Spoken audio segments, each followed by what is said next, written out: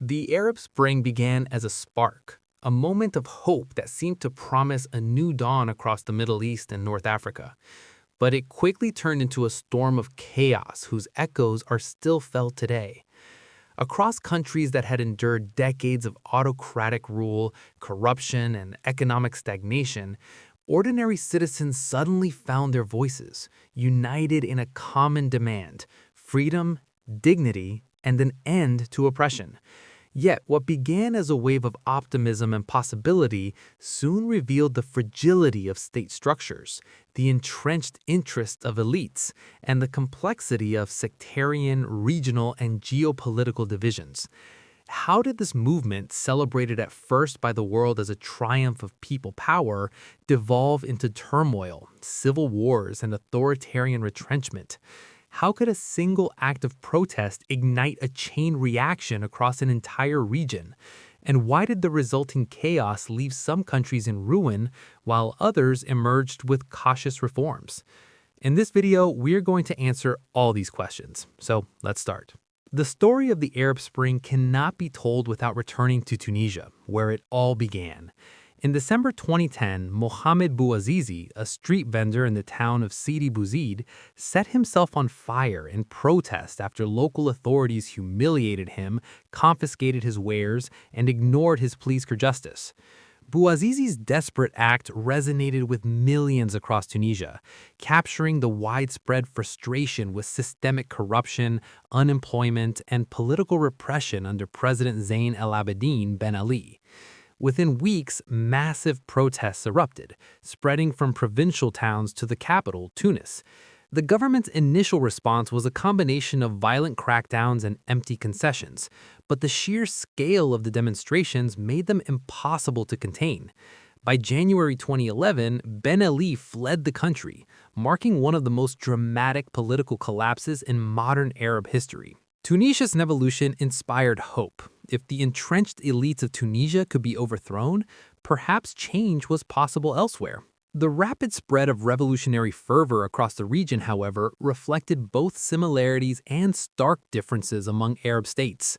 Countries like Egypt, Libya, Syria, Yemen, and Bahrain shared long-standing grievances: authoritarian regimes, widespread corruption, youth unemployment, and social inequality. The success of Tunisia's uprising suggested that collective action, amplified by social media and mobile communication, could challenge decades-old power structures. In Egypt, mass demonstrations erupted in January 2011 in Tahrir Square, demanding the resignation of Hosni Mubarak, who had ruled for nearly 30 years. Millions joined, and the images of ordinary citizens confronting tanks and police forces became iconic. Within 18 days, Mubarak stepped down, handing power to the military and leaving the world in awe of the possibility of peaceful change. Yet, the rapid toppling of these regimes also exposed structural weaknesses. In countries like Libya and Syria, protests quickly escalated into armed conflict. In Libya, longtime leader Muammar Gaddafi's refusal to relinquish power led to a brutal civil war, drawing NATO intervention in support of anti-Gaddafi forces.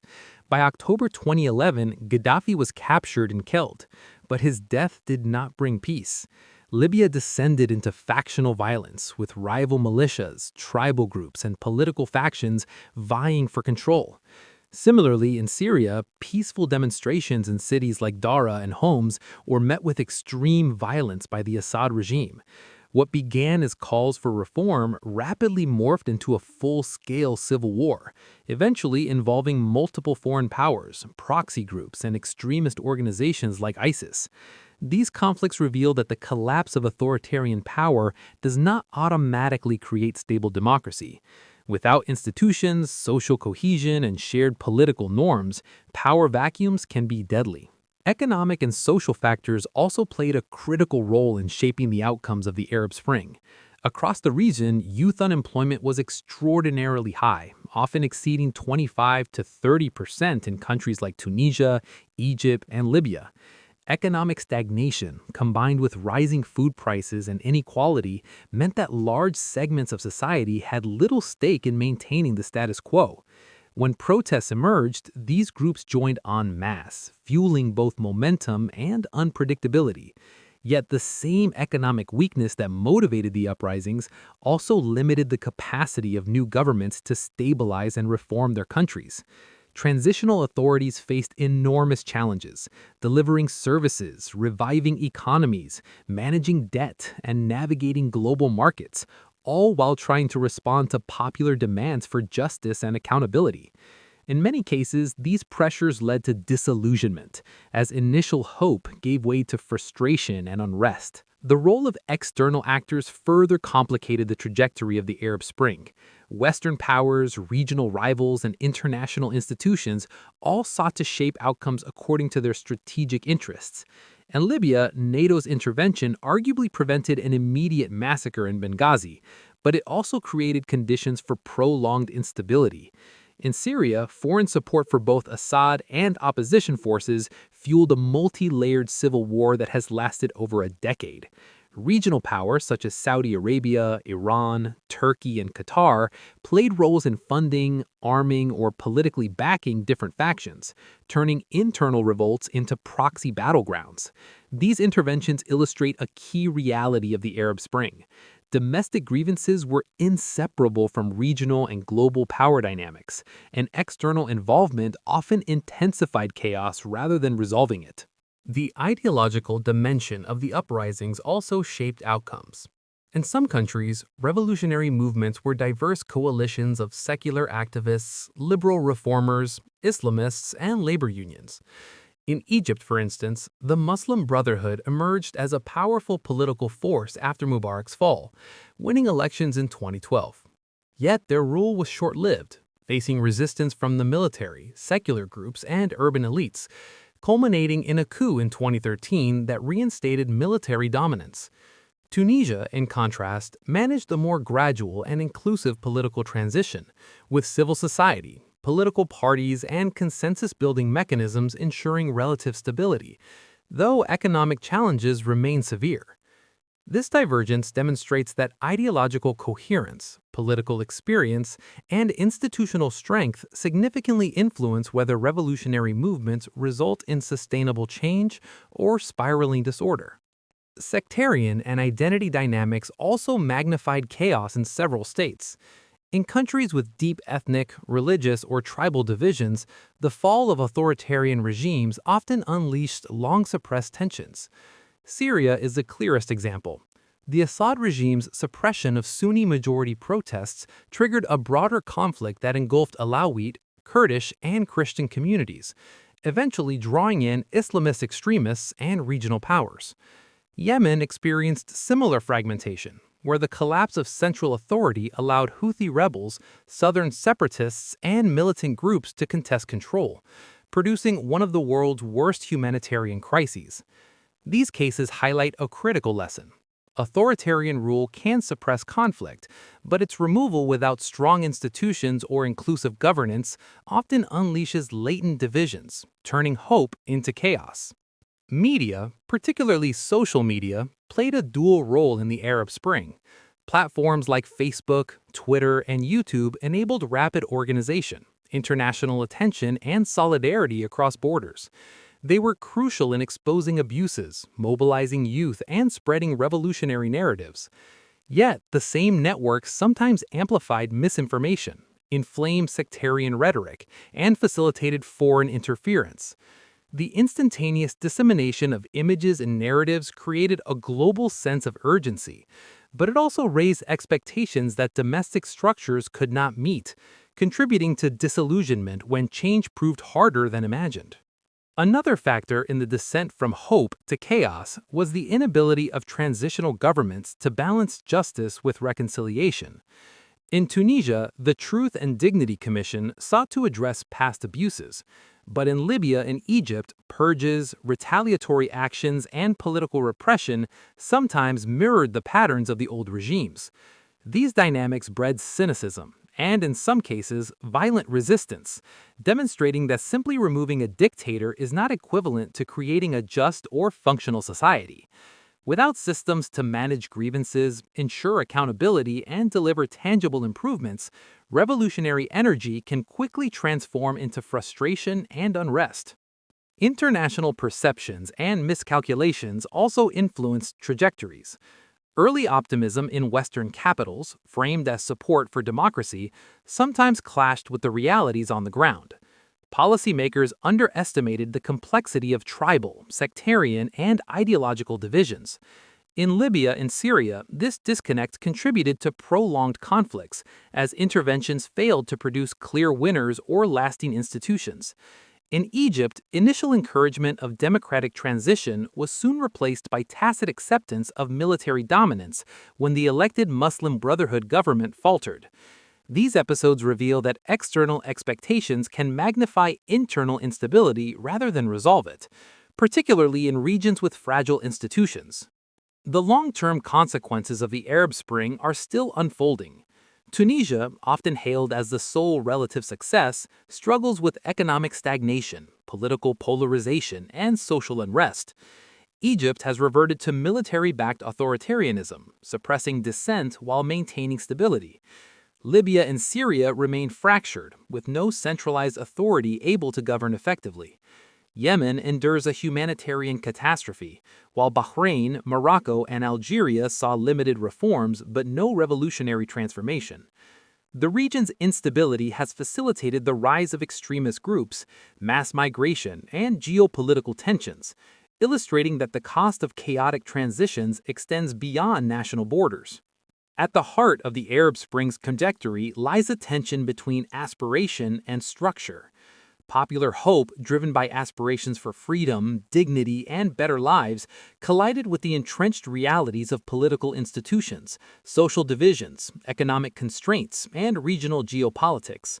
The initial wave of mass mobilization demonstrated the extraordinary potential of collective action, but also revealed the limits of popular movements when confronting deeply embedded power networks. The chaos that followed was not merely accidental. It was the predictable outcome of releasing pressures built over decades without providing mechanisms to channel them constructively. Ultimately, the Arab Spring illustrates a universal truth about revolutions. Hope alone is insufficient.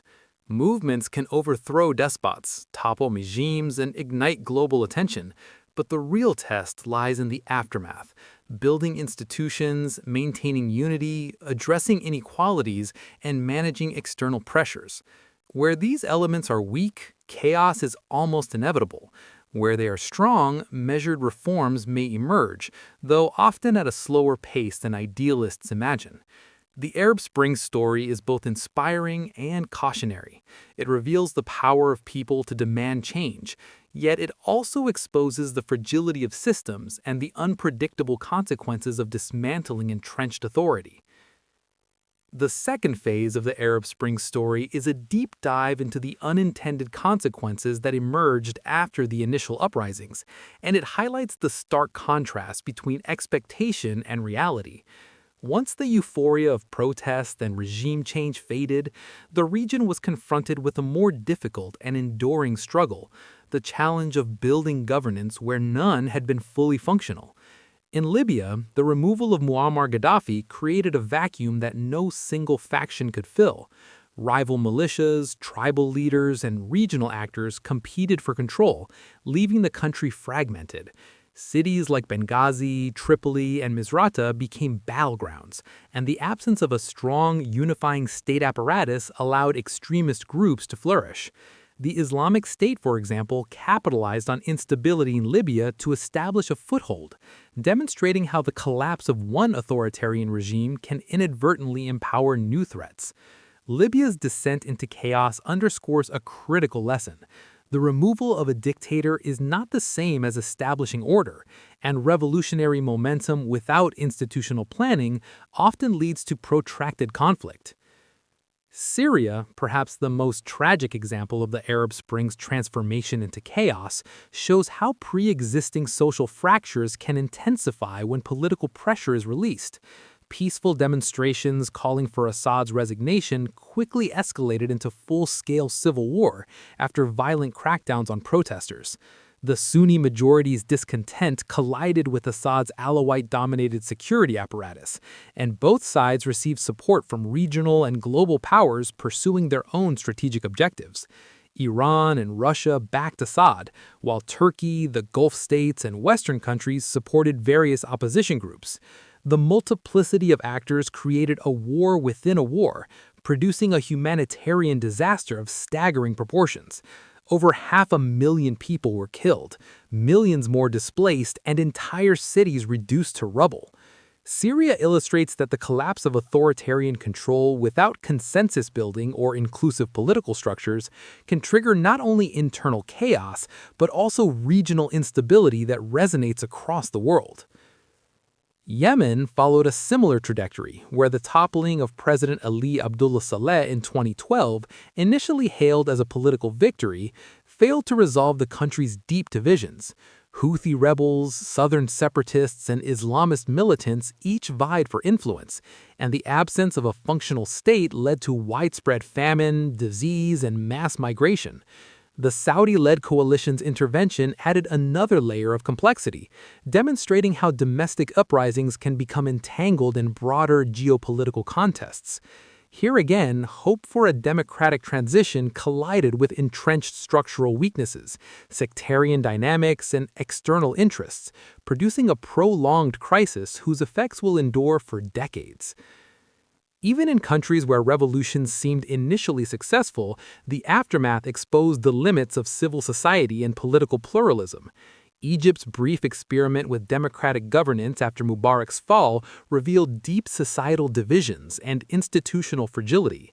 The Muslim Brotherhood's rise to power in 2012 reflected the political vacuum left by the collapse of authoritarian control, but their inability to accommodate dissenting voices and manage economic challenges sparked widespread discontent. Within a year, the military, led by Abdel Fattah el-Sisi, staged a coup, restoring a form of authoritarian stability but quashing the democratic aspirations that fueled the uprising. This reversal demonstrates that mass mobilization alone cannot create lasting political change. The presence of capable institutions, consensus-building mechanisms, and respect for rule of law are indispensable. Economic realities also played a pivotal role in transforming hope into chaos. High youth unemployment, corruption, and declining public services were among the sparks that ignited protests. Yet these same factors undermined the post-revolutionary government's ability to deliver immediate improvements. Citizens demanded not only political freedom, but also tangible improvements in living conditions. When governments struggled to stabilize economies or provide basic services, frustration often translated into renewed protests, strikes, and sometimes violent confrontations. In Tunisia, for example, while political transition was relatively successful, persistent economic stagnation and unemployment have fueled continued social unrest, demonstrating that political freedom without economic opportunity can feel hollow. The Arab Spring also revealed the delicate balance between reform and repression. In countries like Bahrain, the ruling monarchy managed to suppress uprisings through a combination of force and cooptation, ensuring regime survival but at the cost of deepening societal divisions. By contrast, Morocco and Algeria implemented limited reforms, using controlled openings and selective concessions to diffuse revolutionary energy. These examples illustrate that the outcomes of uprisings are not solely determined by the intensity of protests, but by the strategies of entrenched regimes, the flexibility of political institutions, and the willingness of elites to compromise. Where regimes could adjust and accommodate grievances, chaos was mitigated. Where intransigence met mobilization, instability erupted. Another critical factor was the fragmentation of revolutionary coalitions. Across the Arab Spring, protests often united diverse groups: liberals, Islamists, leftists, students, and labor unions against common autocratic enemies. However, once the initial objective of toppling a dictator was achieved, underlying ideological and strategic differences surfaced. Competing visions for governance, justice, and economic policy led to internal disputes and, in many cases, violent conflict. The Egyptian example highlights this perfectly. The initial unity of Tahrir Square dissolved into polarized camps, enabling the military to exploit divisions and reclaim dominance. Similarly, in Libya and Syria, fractured opposition groups failed to present coherent political alternatives, making state building impossible and prolonging chaos. External actors played both stabilizing and destabilizing roles. While interventions in Libya and Syria were justified by concerns over humanitarian crises or the protection of civilians, they often intensified local conflicts, empowered proxies, and complicated post-conflict recovery. Regional powers pursued their own agendas, exacerbating sectarian and political divides. In some cases, foreign involvement helped to prevent outright collapse, but it also entrenched dependence, weakened sovereignty, and created new cycles of violence. The Arab Spring, therefore, demonstrates the peril of external influence. Even well-intentioned interventions cannot replace domestic political capacity and often amplify instability when local conditions are fragile. The Arab Spring's lessons extend beyond the immediate region. It revealed the limits of revolutionary optimism when structural constraints such as weak institutions, economic fragility, social fragmentation, and geopolitical pressures are ignored. It highlighted the importance of inclusive governance, consensus building, and institutional resilience, and it underscored that while authoritarian regimes may suppress dissent, their removal does not automatically produce freedom or stability. Instead, it exposes underlying tensions that, if unmanaged, can spiral into chaos. Yet, the Arab Spring was not entirely a story of failure. It demonstrated the enduring power of popular mobilization, the potential for ordinary citizens to demand accountability, and the ability of ideas to cross borders and inspire movements. In Tunisia, despite economic struggles, the democratic transition remains a fragile but tangible achievement. Across the region, civil society groups, activists, and grassroots movements continue to operate, keeping alive the ideals of dignity and participation. Even in countries engulfed in conflict, the uprisings reshaped political expectations, forcing regimes to reckon with the voices of their people, however unevenly. In examining why the Arab Spring turned from hope into chaos, a pattern emerges. Revolutions are multi-layered phenomena where success is contingent not only on the removal of a dictator, but on the presence of robust institutions, social cohesion, economic opportunity, inclusive governance, and careful management of external influences. Where these elements are absent, hope can quickly give way to instability, civil war, or authoritarian retrenchment. The Arab Spring reminds us that the path from protest to lasting transformation is neither linear nor guaranteed, and that the energy of a movement is only as enduring as the structures that can channel it. Ultimately, the Arab Spring was a mirror reflecting the strengths and weaknesses of the Arab world. It revealed the courage and aspirations of millions, the systemic failures of entrenched regimes, and the intricate web of social, economic, and political realities that shape outcomes. While the immediate chaos is evident, its long-term impact continues to unfold, influencing regional geopolitics, global migration, and the discourse around governance and human rights. The Arab Spring is a cautionary tale about the complexity of political change. It teaches that revolution can ignite hope, but the transformation of societies requires more than passion. It requires institutions, consensus, and the careful stewardship of both internal and external forces. And in this complexity lies both the tragedy and the enduring lesson of the Arab Spring.